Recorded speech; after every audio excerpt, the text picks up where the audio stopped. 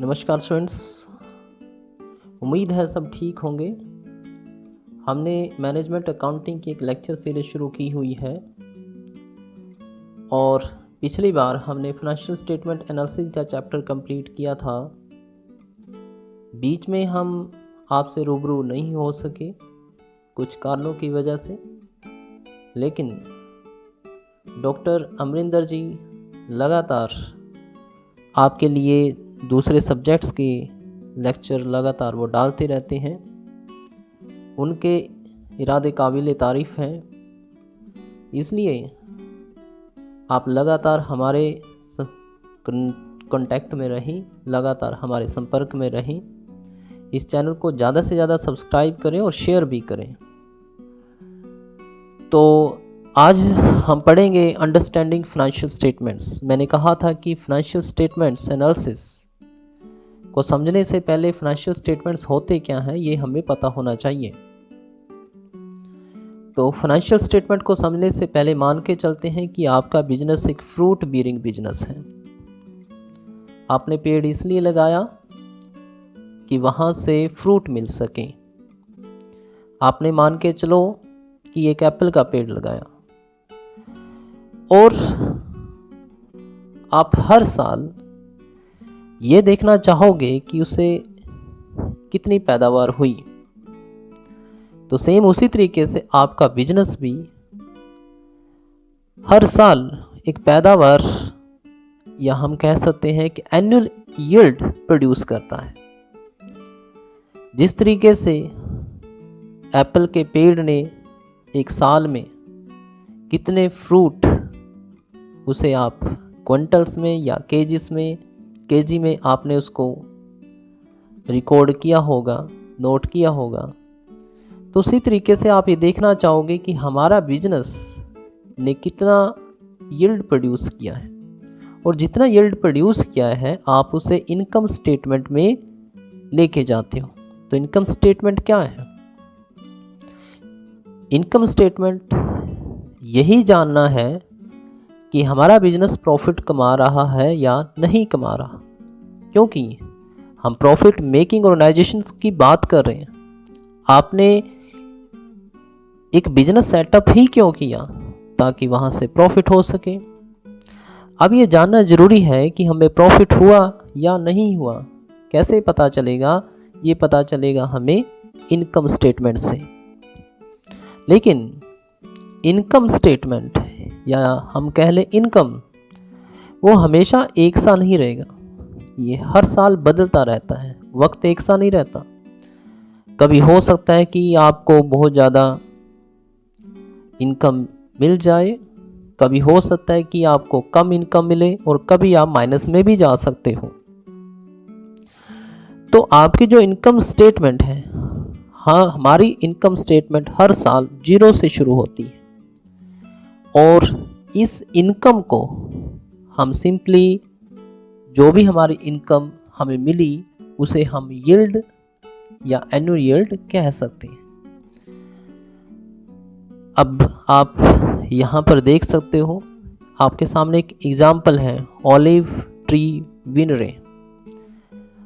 Profit कैसे निकालोगे? Revenue minus total expenses, total revenue minus total expenses. Revenue का मतलब है यहाँ पर सेल्स। आप साल में जितनी आपने सेल्स की, और हम इसे बहुत ज़्यादा डीप में नहीं जाने वाले, हम सिंपली इसका बेसिक समझने वाले हैं। इसलिए यहाँ पर sales, net sales, credit sales, वो छोटी मोटी बातें अब फ़िलहाल हम यहाँ पे इग्नोर कर रहे हैं, और ये मान के चल रहे हैं कि आपको इतने बेसिक्स पता है। तो आपके लिए जो प्रॉफिट है, प्रॉफिट का मीनिंग होगा revenue minus expenses, total sales minus total expenses, और जो आंसर आएगा वो होगा नेट इनकम।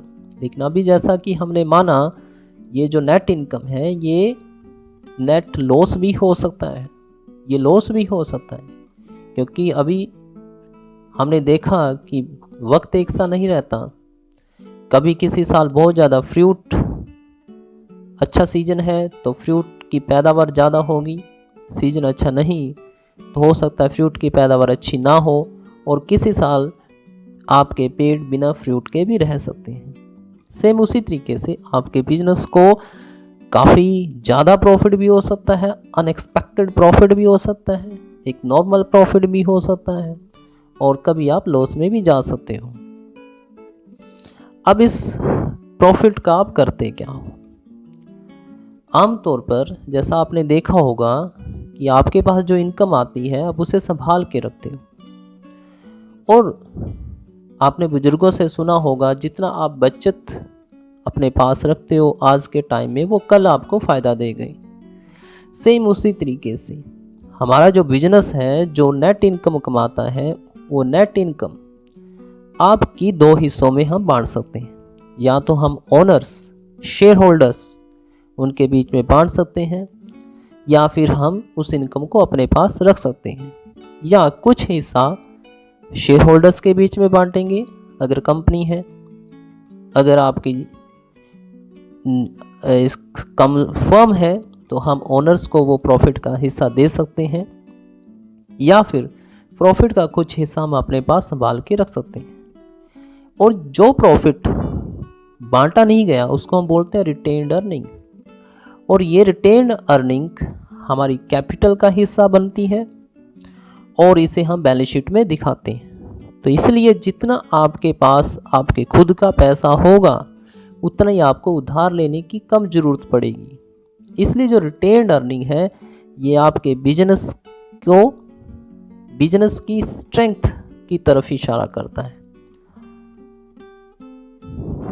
तो हमारी जो बैलेंस शीट है, बैलेंस शीट एक हमारी जो भी लंबे टाइम अभी तक जो भी हमारे एफर्ट्स हुए हैं उन सभी एफर्ट्स का कॉम्युलेटिव रिजल्ट हमारी बैलेंस शीट है। और बैलेंस शीट जितना सपोज करो जैसे कि हमने यहाँ दिखाया है बिजनेस का जो ट्रंक है, बिजनेस का जो तना है जितना स्ट्रॉन्ग होगा तो उतना ही अच्छे से आपका पेड़ लंबे टाइम तक टिका रहेगा। सेम उसी तरीके से आपकी बैलेंस शीट भी इसी की तरफ इशारा करती है। जितनी बैलेंस शीट आपकी फाइनेंशियल पोजीशन को शो करती है तो जितनी फाइनेंशियल पोजीशन स्ट्रॉन्ग होगी उतना आपका बिजनेस लंबे टाइम तक सस्टेन रह सकता है। जितना आपका तना मजबूत होगा उतना ही आपके जो फ्रूट्स हैं वो ज़्यादा आएंगे। और हम क्या करते हैं कि इस जो हमारी रिटेन्ड अर्निंग है, रिटेन्ड अर्निंग हम बैलेंस शीट में कैपिटल्स में ऐड करते हैं और इस तरीके से ये हमारी बैलेंस शीट का हिस्सा बन जाती है। तो जितनी आपकी फाइनेंशियल पोजीशन अच्छी है उतना ही आपको बहुत सारे प्रॉफिट होने वाले हैं। आपकी बैलेंस शीट अच्छी होगी तो आपके साथ बहुत सारी पार्टीज, क्रेडिटर्स, सप्लायर्स, बैंक्स आपको उधार देने के लिए तैयार रहेंगे, अदरवाइज नहीं रहेंगे। लेकिन अगर आपके पास रिटेन अर्निंग बहुत अच्छी है तो आपको उनसे उधार लेने की ज़रूरत भी कम पड़ेगी। तो इस तरीके से आपके लिए जो अच्छी बैलेंस शीट है वो बिजनेस के सॉलिड होने का एक प्रमाण है। बैलेंस शीट क्या है? बैलेंस शीट आपने अभी तक जो भी पढ़ा होगा उसमें देखा होगा कि दो साइड्स होती हैं, एसेट्स और लायबिलिटीज़। एसेट्स जो आपके पास खुद है, इस टाइम है, आपके पास land, building, machinery, plant, furniture, vehicles जो बिजनेस के लिए आपने रखे हुए हैं, जिनके सिर पे आपका बिजनेस चलता है, वो आपकी एसेट्स हैं। और जो कुछ आपने बिजनेस को चलाने के लिए कुछ लोगों से उधार लिया हुआ है और उनको वापस करना है, वो आपकी लायबिलिटीज़ हैं। अगर आप एसेट्स में से लायबिलिटीज़ निकाल देते हो तो आपके पास बचता है इक्विटी। और जितनी ज़्यादा एसेट्स से आपकी लायबिलिटीज़ ज़्यादा होंगी उतनी ही आपकी इक्विटी आएगी। इक्विटी जिसे आप नेटवर्थ कह सकते हो, जिसे आप जितनी आपकी नेटवर्थ ज़्यादा होगी वो आपके बिजनेस के कैपिटलाइजेशन की तरफ इशारा करता है। तो इसलिए हम कह सकते हैं कि जो रिटेन्ड अर्निंग है, रिटेन्ड अर्निंग भी आपके इक्विटी का हिस्सा होता है। तो इसलिए हम ये मान के चलते हैं कि हमारी जो लायबिलिटीज़ हैं वो हमारे उससे लायबिलिटीज़ को हमें पे करने की हमारे पास काबिलियत होनी चाहिए, या हमें लायबिलिटीज़ को कम से कम रखने की कोशिश करनी चाहिए। तो अगर आप पेड़ को काटते हो तो उसमें कुछ रिंग्स आपके सामने आते हैं। आपने देखा होगा एक तना कटा हुआ है और उसमें जो रिंग होते हैं, कोई मोटे होते हैं, कोई पतले होते हैं, कोई आपके काफ़ी थिक होते हैं, कोई आपके थिन होते हैं। यहाँ से आपकी पूरी स्टोरी समझ में आ जाती है। जिस साल वो रिंग मोटा है, इट मीन्स उस साल पेड़ ने बहुत ज़्यादा ग्रोथ की। लेकिन जिस साल बिजनेस की, जैसे आपने बीच में कहीं ना कहीं आपकी पतली रिंग्स हैं, उस साल बिजनेस ने ग्रोथ नहीं की, या हम कह सकते हैं कि उस साल प्रॉफिट कम हुए या नहीं हुए।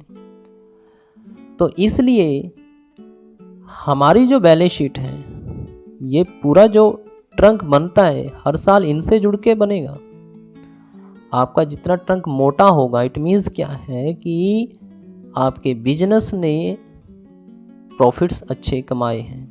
लेकिन अगर तना मोटा नहीं होता, इट मीन्स आपका बैलेंस शीट में जो प्रॉफिट है वो कम है, और प्रॉफिट कम है तो इट मीन्स आपका जो बिजनेस है उसमें कुछ ना कुछ आपको सुधार करने की ज़रूरत है, आपको अच्छे डिसीजंस लेने की ज़रूरत है। यहाँ पर आपके लिए फिर एक एग्जांपल है, व्हाट यू ओन, आपके लिए वो एसेट्स हैं। What you have to owe, जो आपने पे करना है वो आपकी लायबिलिटीज़ हैं।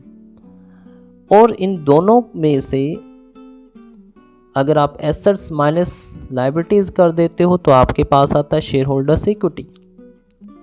तो इन्हें आप इसे एक्यूमुलेटेड अर्निंग का नाम भी दे सकते हो। जितनी ज़्यादा आपकी एक्यूमुलेटेड अर्निंग्स होंगी उतनी ज़्यादा आपकी जो कैपिटलाइजेशन है बिजनेस की, जो नेटवर्थ है, वो भी ज़्यादा होगी। अब बात करते हैं कैश फ्लो की। जिस तरीके से एक पेड़ सरवाइव नहीं कर सकता अगर उसे सही वक्त पर पानी ना मिले, उसी तरीके से आपका बिजनेस सरवाइव नहीं कर सकता अगर बिजनेस को चलाने के लिए ज़रूरी कैश ना हो। तो इसलिए हमारे बिजनेस के लिए सही टाइम पर सही क्वांटिटी में कैश होना चाहिए। तो जो कैश फ्लो है, कैश फ्लो इनकम स्टेटमेंट और बैलेंस शीट दोनों को जोड़ता है। अब आपके दिमाग में क्वेश्चन आना चाहिए, आमतौर पर जितना हमारा नेट प्रॉफिट हुआ, नेट इनकम हुई, उतना ही हमारे पास कैश का फ्लो होना चाहिए, लेकिन उतना नहीं होता। तो उसके पीछे वजह क्या है? उसके पीछे अगर आपसे क्वेश्चन पूछा जाए तो पहले आपको खुद से पूछना चाहिए कि उसके पीछे वजह क्या होती है।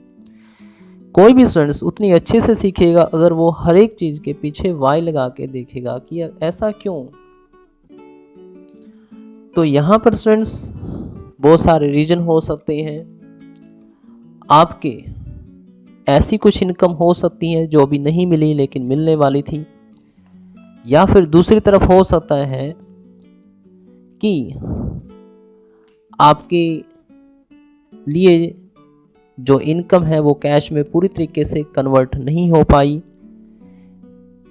फॉर एग्जांपल, आपने कहीं इन्वेस्टमेंट कर रखी है, वहाँ से आपको इंटरेस्ट मिलना चाहिए। इंटरेस्ट की जो अकरिंग डेट है, जो अक्रू डेट है, वो भी आ चुकी है। आपने उसे इनकम स्टेटमेंट में लिख भी लिया, लेकिन वो कैश में रिसीव नहीं हुई। तो ऐसे कुछ रीजन हो सकते हैं, आप इन्हें और ज़्यादा एक्सप्लोर कर सकते हैं। तो अगर कैश फ्लो की तरफ आप जाते हैं तो वहाँ से आप देखोगे कि कैश फ्लो को हम 3 हिस्सों में बांट सकते हैं: operating cash flow, investing, financing. Operating cash flow वो कैश फ्लो जो हमारे बिजनेस के ऑपरेशन से आपको मिला। और आप ये देखोगे कि बिजनेस के ऑपरेशन से जितना ज़्यादा कैश फ्लो मिलता है उतना ही ज़्यादा ही अच्छी बात है, क्योंकि स्टूडेंट्स अगर इन्वेस्टिंग एक्टिविटी से ज़्यादा कैश आपको रिसीव होता है इट मीन्स डिसइन्वेस्टमेंट ज़्यादा हुई। ये आप आगे जब डीप में जाओगे तो आपको ये चीज़ें समझ में आएंगी। अगर कोई आपका क्वेश्चन होता है तो आप हमसे पूछा कीजिए, कमेंट सेक्शन में आप हमें क्वेश्चंस लिखकर ज़रूर भेजा करें ताकि आपके क्वेश्चंस को सॉल्व किया जा सके। तो ऑपरेटिंग जो बिजनेस के ऑपरेशन से नॉर्मली अगर हम इसको समझें, सेल परचेज, इनसे जो आपका ऑपरेशन जो कैश फ्लो जनरेट हुआ वो है ऑपरेटिंग कैश फ्लो। लेकिन ज़रूरी नहीं कि ये जनरेट हो, आपका कैश फ्लो यूज भी हो सकता है, मीन्स आंसर माइनस में भी आ सकता है। इन्वेस्टिंग मीन्स आपने प्लांट मशीनरी प्रॉपर्टी इक्विपमेंट्स इनको ख़रीदा होगा या बेचा होगा। अगर बेचा है तो इट मीन्स आपको कैश रिसीव हुआ, ख़रीदा है तो कैश आपका कैश फ्लो आपका हम कह सकते हैं आउटफ्लो हुआ। तो ये भी आपका कैश फ्लो इंक्रीज या डिक्रीज हो सकता है। Financing, cash flow from financing activities का मतलब है कि आपने लोन या डेट या शेयर इशू किए होंगे, वहाँ से जो आपको कैश फ्लो रिसीव हुआ वो cash flow from financing activities है। तो उसी तरीके से कैश इंक्रीज या डिक्रीज हो जाता है। तो कैश फ्लो तीनों का जो आंसर आया उन हम सबको ऐड कर लेते हैं। Cash flow from operating activities, cash flow from investing activities, cash flow from financing activities, तीनों को ऐड कीजिए, जो आंसर आता है वो हमारा कैश का इंक्रीज या डिक्रीज है। उसमें कैश फ्लो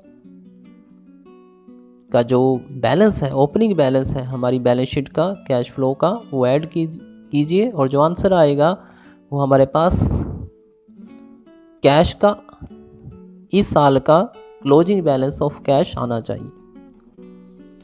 इसे हम डिटेल में नेक्स्ट चैप्टर में पढ़ेंगे। तो कहने का मतलब ये है स्टूडेंट्स कि बिजनेस की जो सक्सेस है वो हमारे 3 तरह के फाइनेंशियल स्टेटमेंट्स हैं उन पे डिपेंड करती हैं। वो तीनों ही स्ट्रॉन्ग होने चाहिए। पहला इनकम स्टेटमेंट, दूसरा बैलेंस शीट और तीसरा कैश फ्लो।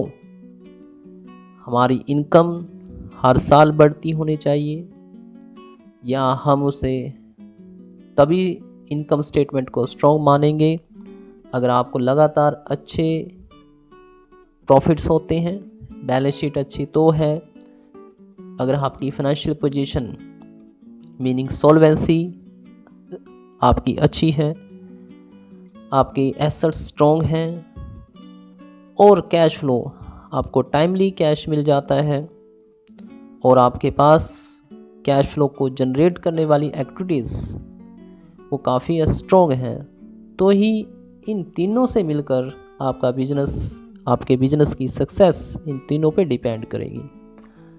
तो आज के लिए इतना है students. Thank you for watching this video and I request you to subscribe this channel and share this video. Thank you very much.